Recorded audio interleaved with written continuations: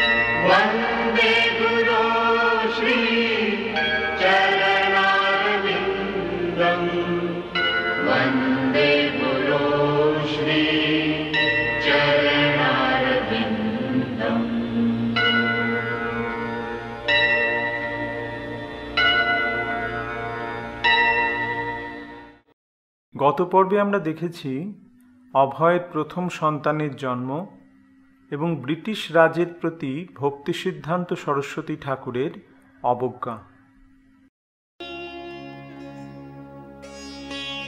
বাবু বাবু দাদাবাবু এসে গেছেন। বৌমনি আর খোকা বাবু। ভাবতে বসে সময়ের খেয়াল নেই। অভয়, এসো এসো। এসে গেছে। থাক মা, দেখি দেখি দেখি। ওলে ওলে ওলে ওলে। এসো বাবা, রাধা গোবিন্দের আশীর্বাদ নাও। এসো এসো এসো। চল সাবধানে। চল চল ওইদিকে চল। এসো, প্রণাম করো। ওকে ওখানে রাখো।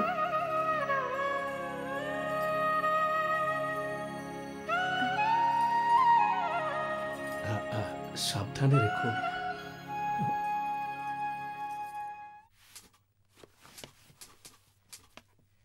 নমস্কার ম্যানেজার বাবু। আরে নরেন, এসো বসো।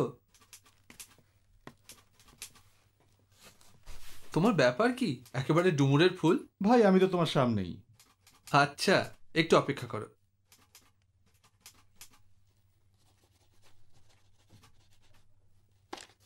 রামু। আগে বাবু।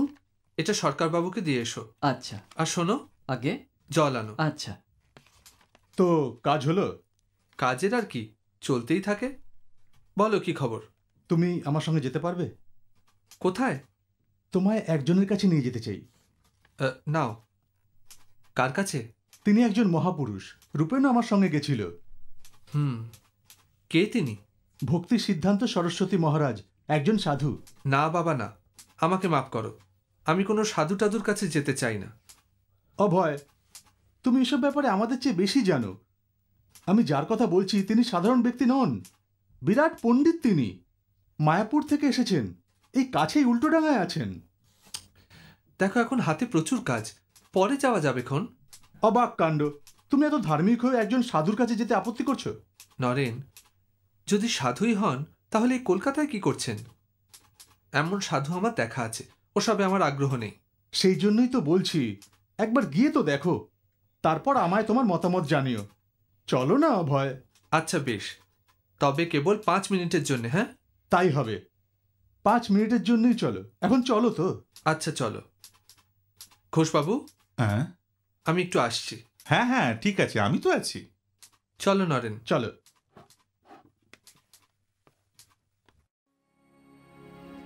শ্রীচৈতন্য মহাপ্রভু আর তাঁর ভক্তদের মতো সর্বোত্তম হিতকারী, অতীতে, বর্তমানে আর ভবিষ্যতেও বিরল। পার্থিব জিনিসে মানুষ যে লাভের স্বপ্ন দেখে তা মানুষের পক্ষে ক্ষতিকারকও হতে পারে। কিন্তু শ্রীচৈতন্য মহাপ্রভু আর তার ভক্তদের কাছ থেকে আমরা যা লাভ করেছি তা মানব জাতির নিত্য কল্যাণের জন্যেই। আর সেই লাভ কেবল একটি দেশ অথবা একটি জাতির জন্যেই নয়, বরং সমগ্র জগতের কাছে তো উপকারী।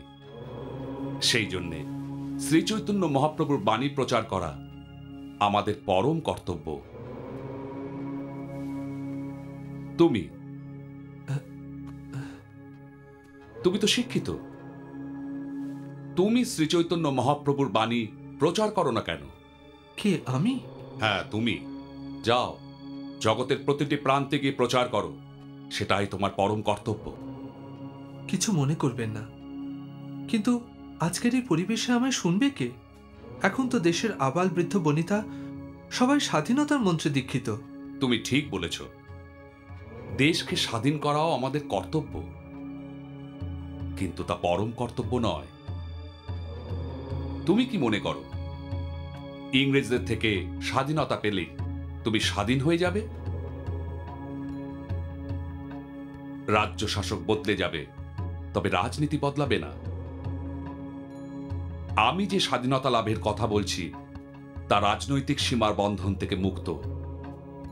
এই পার্থিব জগতে সবকিছুই অস্থায়ী, একমাত্র কৃষ্ণ ভক্তি হল ধ্রুব সত্য। মানুষের তৈরি রাজনৈতিক নিয়ম কখনোই মানব জাতির পক্ষে লাভজনক হতে পারে না। এটা বেদশাস্ত্র আর গুরু শিষ্য পরম্পরার সিদ্ধান্ত। আর যখন মানুষ নিজের নশ্বর পার্থিব দেহ এবং জন্মভূমিকেই পূজ্য বলে মনে করে, তখন সে ভ্রমের আবর্তে হারিয়ে যায়। তখন এ জগতের কোনো প্রণেতাই তাকে এই মিথ্যে ধারণা থেকে বেরিয়ে আসতে দেয় না। শুধু মানুষই নয়, সকল জীবাত্মাই কেবল শ্রীকৃষ্ণের সেবাদাস। তাই মানব জাতির পরম কর্তব্য এই সার কথাটা বোঝা আর অন্যদের বোঝানো। কৃষ্ণ ভক্তি মানুষের রাজনৈতিক পরিবর্তনের জন্য প্রতীক্ষা করে থাকবে না। কৃষ্ণ ভক্তির প্রচার এতটাই জরুরি যে তা কোনো কারণেই থামানো যাবে না।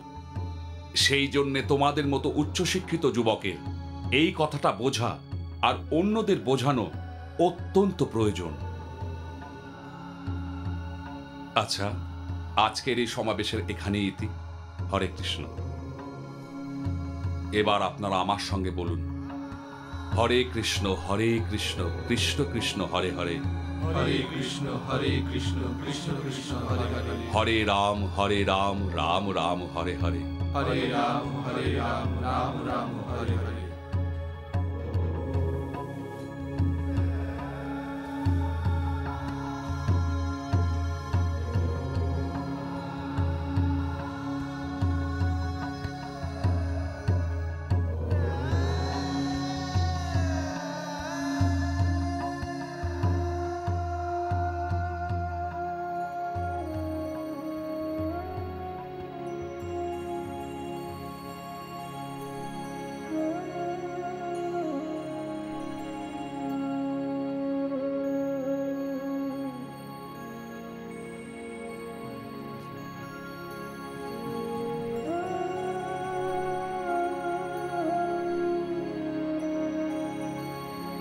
বাহ,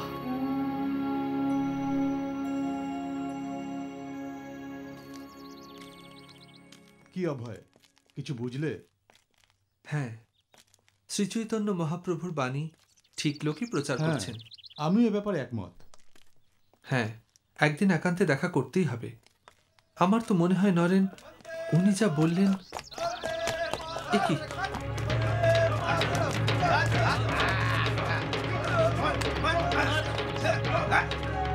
বাহ, ভাই হয়ে ভাইকে মারছে।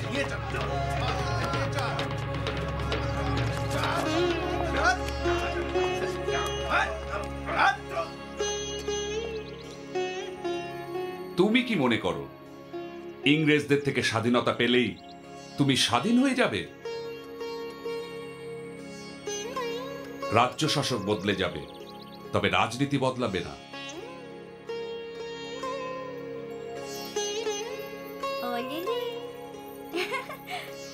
ধরতো, এই ধরতো। ওরে দস্যি ছেলে, কি হচ্ছে? ওরে ধরতো, ধর ধর।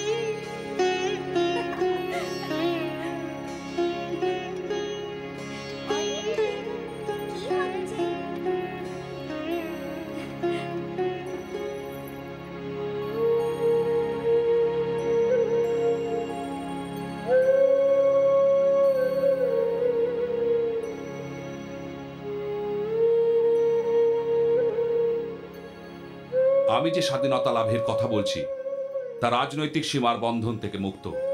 কৃষ্ণ ভক্তি ভারতের রাজনৈতিক পরিবর্তনের জন্য প্রতীক্ষা করে থাকবে না। কৃষ্ণ ভক্তির প্রচার এতটাই জরুরি যে তা কোনো কারণেই থামানো যাবে না।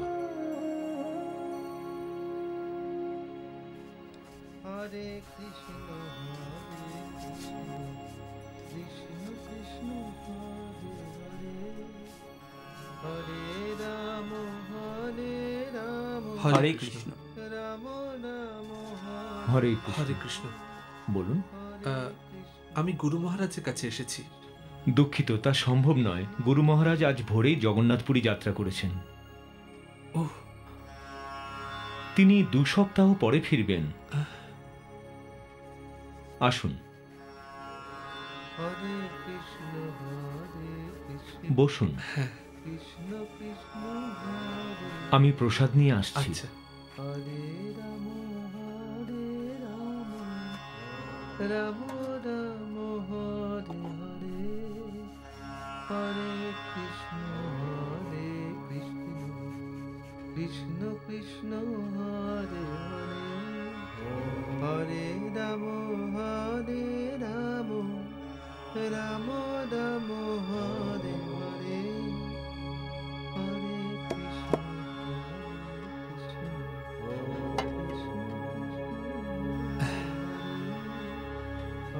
প্রসাদ গ্রহণ করুন। আগে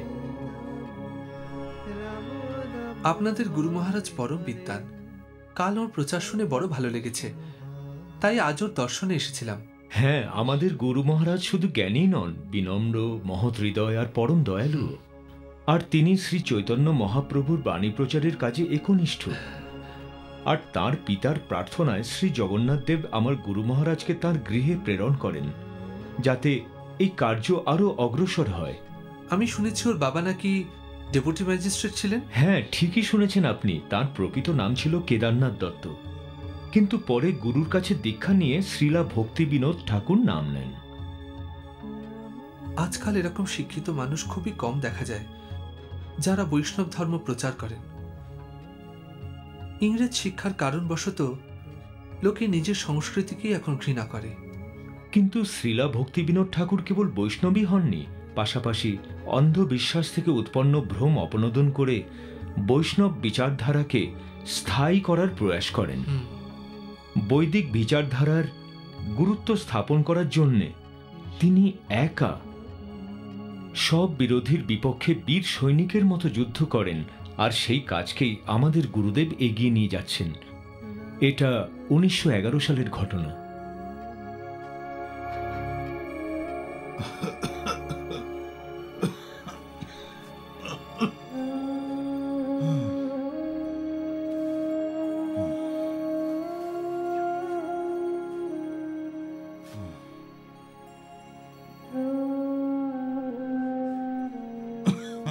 বাবা, আপনার শরীর আজ মোটেই ভালো নেই।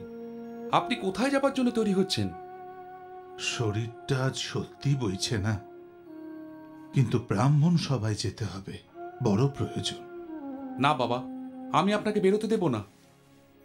বিমল প্রসাদ, ব্রাহ্মণ সভার ওই আমন্ত্রণ শুধু আমন্ত্রণই নয়, আমার কাছে এক আবাহনের মতো।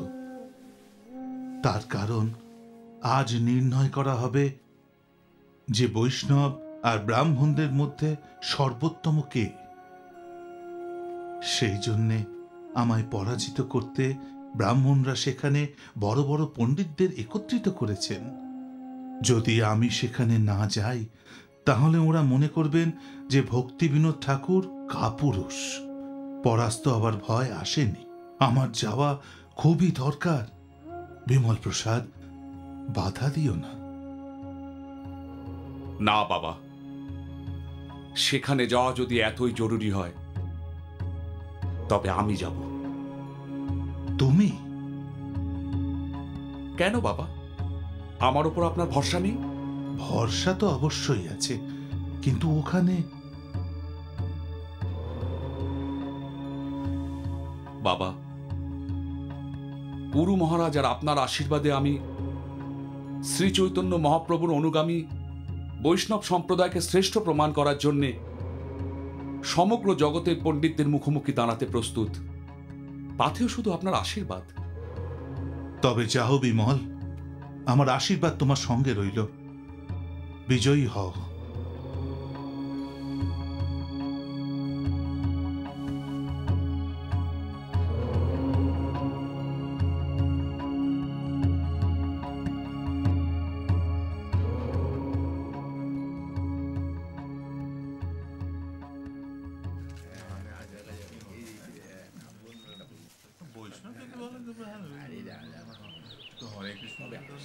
সবাই খুব পণ্ডিতরা আসছে।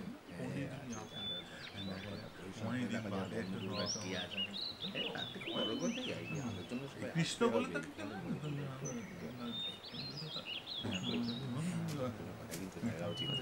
কি আসছে সবাই এরকম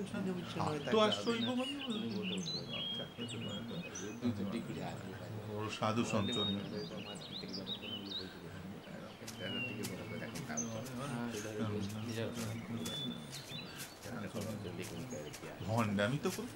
নমস্কার। আসুন আসুন। আপনি একা যে? ভক্তি বিনোদ ঠাকুর কোথায়? বাবা অসুস্থ, তাই আমায় পাঠিয়ে দিলেন। তিনি অসুস্থ? কেন, কি হয়েছে? গুরুতর নয়, অতিথিরা এসে গেছেন। হ্যাঁ, কিন্তু একথা শুনলে সবাই বড় হতাশ হবেন বিমল বাবু, যে ঠাকুর মশাই আসতে পারেননি। হরির ইচ্ছা, আপনি আসন গ্রহণ করুন। ব্রাহ্মণ শুনলে কথাটা? ভক্তি বিনোদ ঠাকুর আসেননি, তার বদলে ছেলেকে পাঠিয়ে দিয়েছেন। উনি প্রধান অন্তরায় ছিলেন। সে কি অন্তরায় কেন? উনি তো ভয় পেয়ে আসেননি। দেখো সবাই কত বড় বড় পণ্ডিত এসেছেন। ভক্তি বিনোদ ঠাকুর কারোর চেয়ে কম নন। বৈদিক শাস্ত্রে ওঁরা তো জ্ঞান যে শাস্ত্রজ্ঞরাও হার মানেন। আজ উনি এলে ব্যাপারটা জমতো ভালো। চলো এদের কথাই শুনি। চলো চলো বসুন।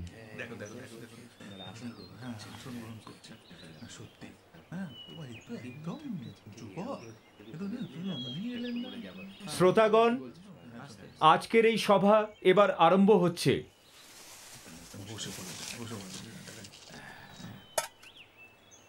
মাননীয় শ্রোতৃবর্গ, ধন্যবাদ। আপনারা কষ্ট করে যে এত দূর এসেছেন তার জন্য সবার হয়ে আমি কৃতজ্ঞতা জানাচ্ছি। একথা আপনারা জানেন যে আজকের এই সভা ব্রাহ্মণ আর বৈষ্ণবদের মধ্যে মতভেদ দূর করার উদ্দেশ্যেই আয়োজিত। আজ এই সভার প্রধান বক্তা শ্রী ভক্তি বিনোদ ঠাকুর অসুস্থ হওয়ার দরুন আসতে পারেননি, কিন্তু তার বদলে তার পুত্র শ্রী বিমল প্রসাদ এসেছেন। তাই সভার প্রথমেই আমি তাকে আহ্বান করছি। বিমলবাবু, আসুন।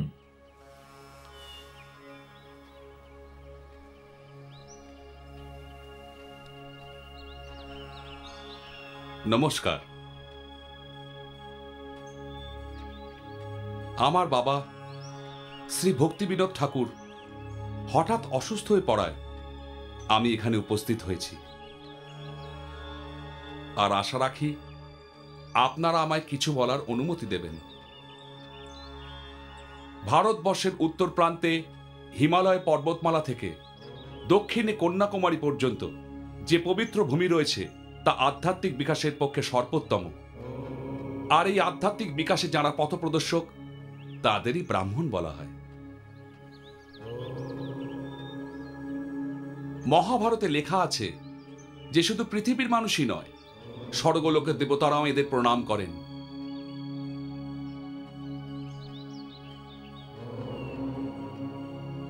ব্রাহ্মণ অগ্নিসম দীপ্ত হন। তারা এতটাই ক্ষমতাশালী যে তাদের রোষানলে সমগ্র পৃথিবী পুড়ে ছাই হয়ে যেতে পারে।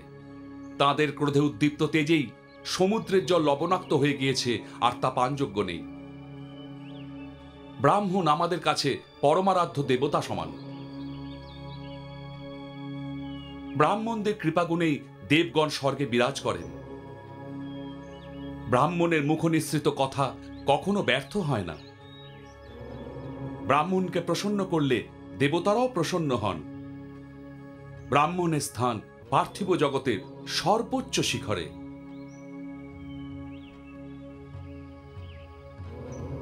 এতে কোনো সংশয় নেই যে ব্রাহ্মণ সৎকর্মই করেন,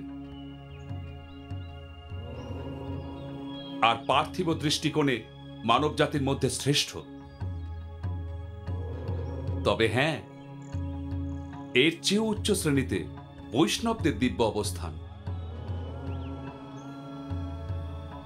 কারণ বৈষ্ণবেরা পার্থিব জগতের বন্ধন থেকে মুক্ত, তাঁরা জীবন মৃত্যুর সীমারেখা থেকে আলাদা।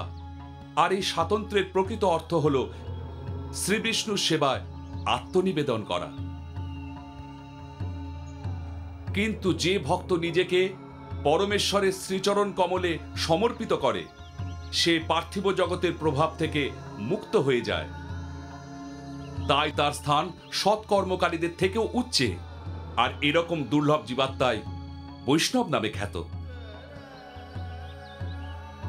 পার্থিব জগৎবাসী যতই সৎকর্ম করুক, তবু এ কথা তারা বুঝতে পারে না। কিন্তু এটাই সত্য, যে মানুষ যতই সৎকর্ম করুক, যতক্ষণ না সে নিজেকে পরমেশ্বরের শ্রীপাদপদ্মে অর্পণ করছে, ততক্ষণ সে এই স্থানে উত্তীর্ণ হতে পারে না যেখানে বৈষ্ণবগণ বিরাজমান। কারণ বৈষ্ণবগণ ভগবান বিষ্ণুর শ্রীচরণেই সমর্পিত।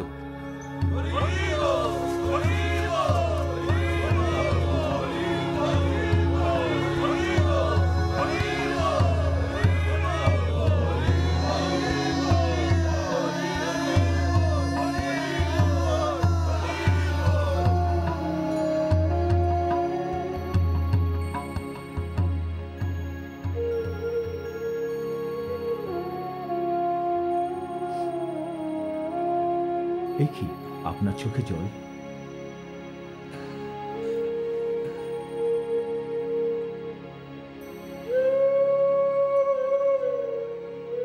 আমার জীবনের লক্ষ্য আমি পেয়ে গেছি। আজ থেকে শ্রীলা ভক্তি সিদ্ধান্ত সরস্বতী ঠাকুরই আমার গুরুদেব। এবার আমি আমার গুরুর পথ অনুসরণ করে আমার সারা জীবন শ্রীচৈতন্য মহাপ্রভুর বাণী প্রচারেই অতিবাহিত করব।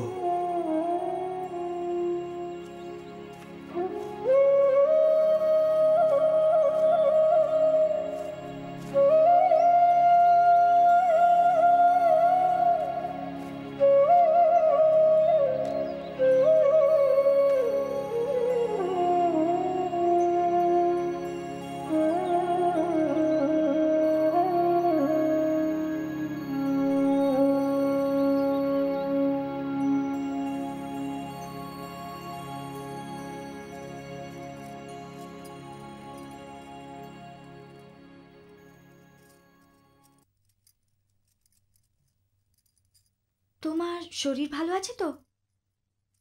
হ্যাঁ। আজ আর কাজে যাবে না? না।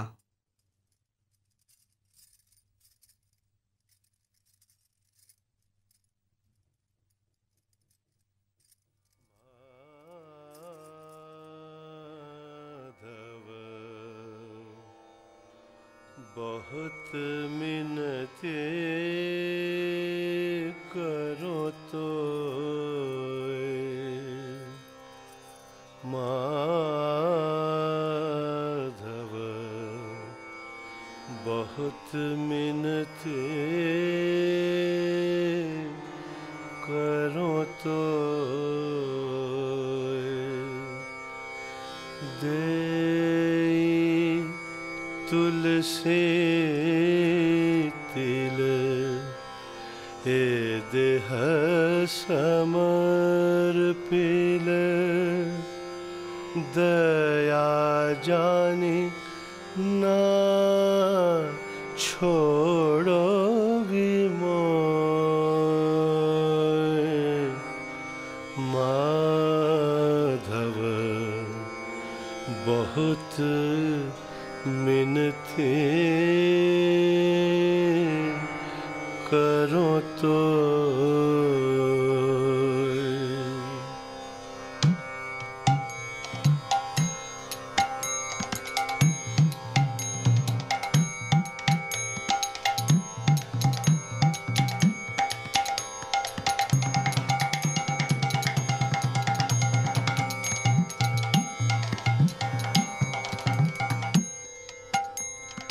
माधव बहुत मिनती करो तो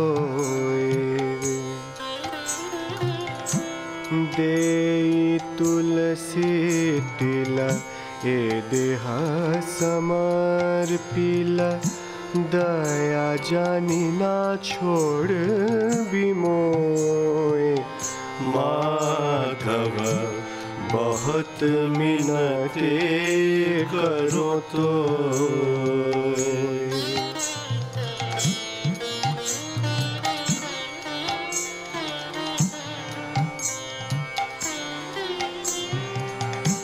गणित दोष गुण लेश न पाववी गणित दोष गुण लेश न पाववी तुहु जब करव विचार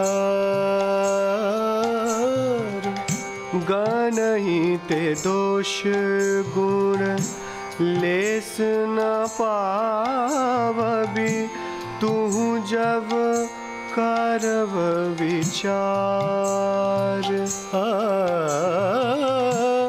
तू जगन्नाथ जगत कहायसे तू जगन्नाथ जगत कहायसे जग बाहिर नह छार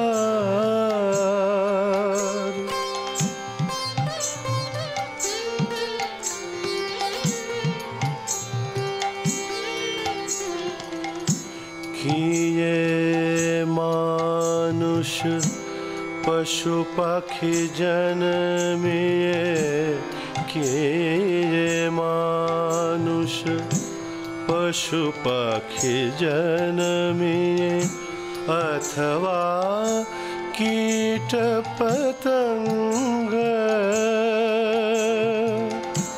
कर्म विपाके गतागति केवल मति रहु तुआ पर संग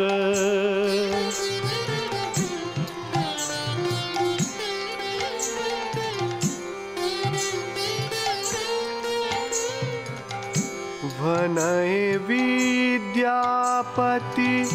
अतिशय कातर तरयित यह भव सिंधु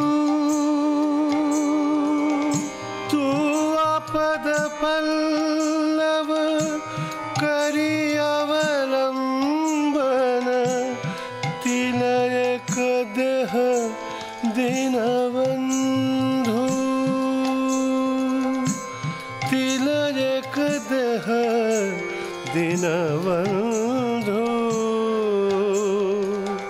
तिलक देह दीनबंधु